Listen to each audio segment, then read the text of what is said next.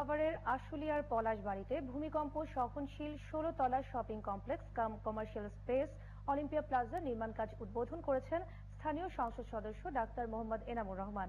অনুষ্ঠানে উপস্থিত ছিলেন অলিম্পিয়া হোল্ডিংস লিমিটেডের চেয়ারম্যান মোহাম্মদ জামিল উদ্দিন, ব্যবস্থাপনা পরিচালক শাকিল উদ্দিন, মুখ্য নির্বাহী কর্মকর্তা ইয়াসিন রেজা চৌধুরী সহ বিভিন্ন প্রতিষ্ঠানের চেয়ারম্যান, ব্যবস্থাপনা পরিচালক, কূটনীতিক ও ব্যবসায়ীরা।